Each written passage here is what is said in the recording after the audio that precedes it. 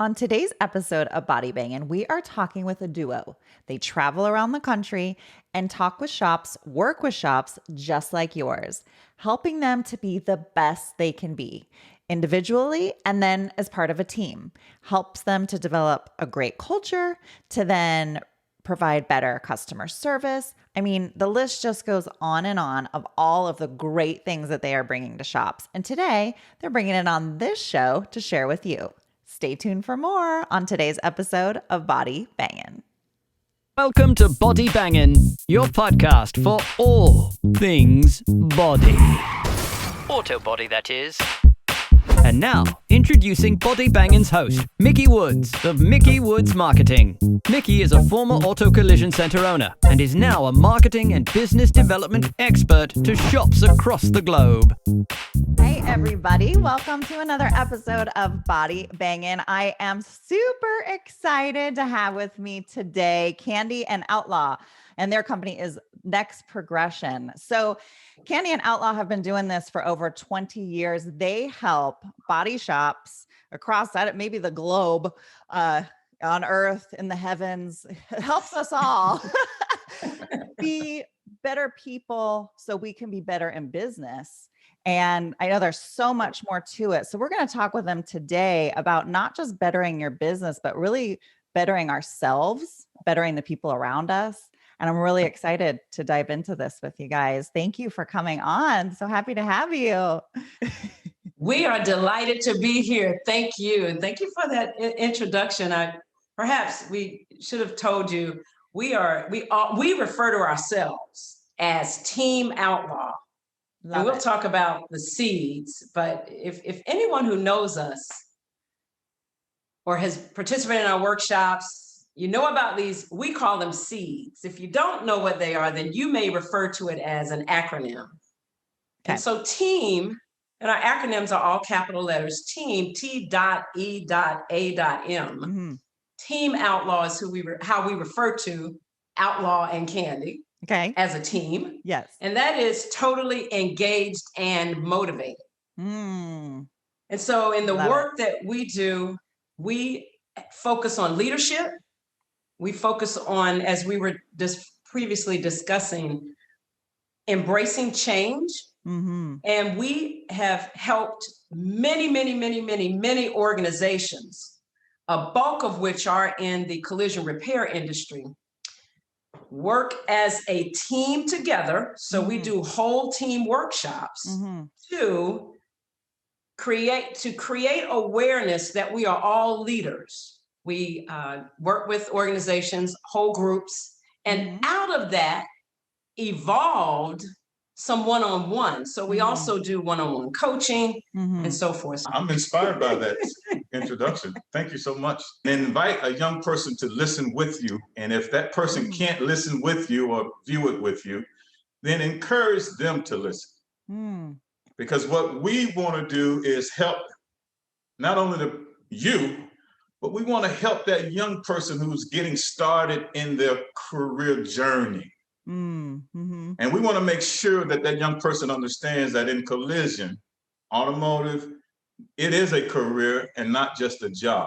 The job falls underneath the career. Right. Because what you're doing today with the right attitude and the right behavior, which you're responsible for developing, with the right attitude, the right behavior, and we can break that down if you like.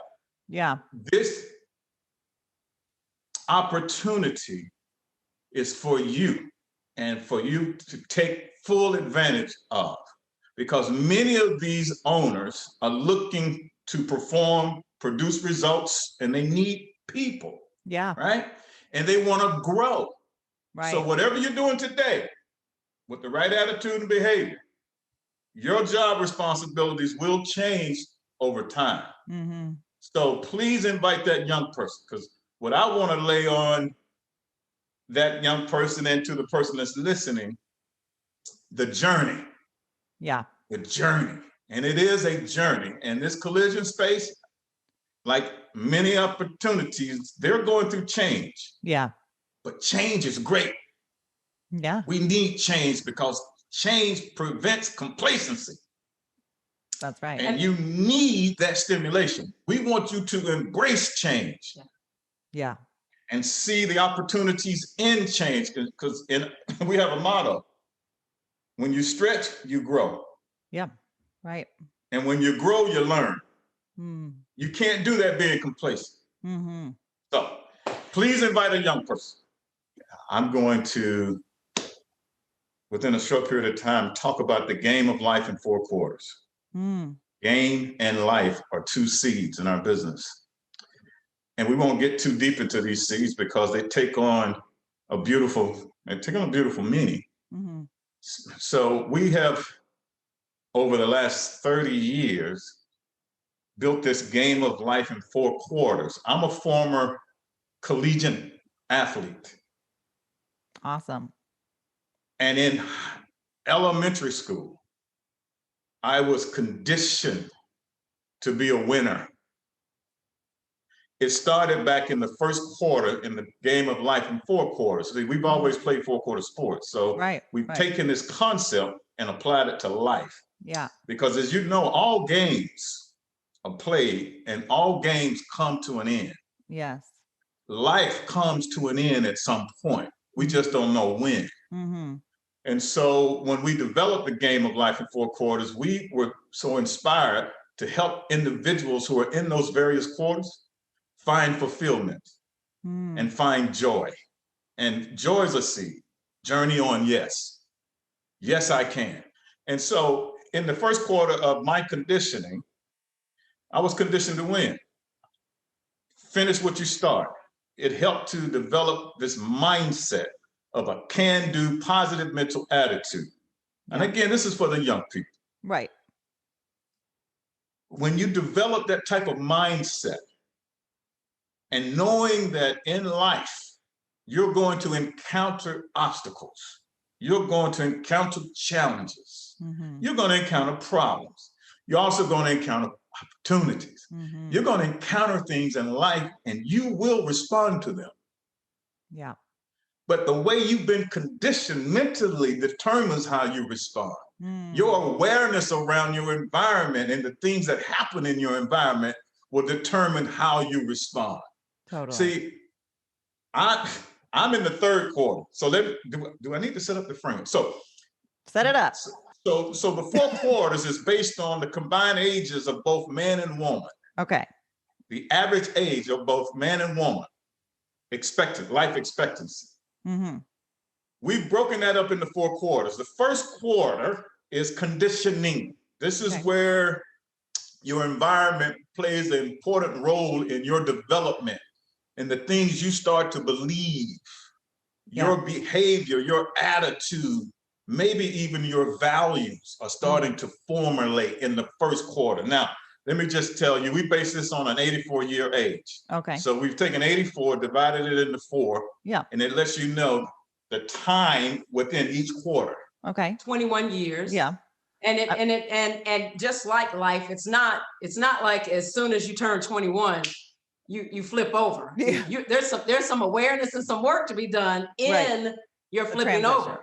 Yes. And so, but roughly every 21 years, first quarter, next 21 years, second quarter, next 21 years, third quarter, fourth quarter, and then overtime if you're so granted that opportunity.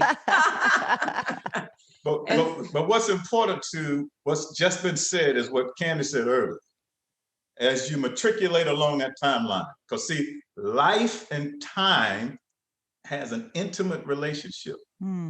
Time doesn't stop. And we don't want your life to stop. Right. We want our stakeholders, people, human beings, to be aware of who they are, the power that they have inside, the power of choice that they have, because we all have the power to choose. Yeah. But as that clock ticks, that we are feeling a sense of fulfillment. And the reason we say that is because we've been in leadership now for over 30 years and we have data.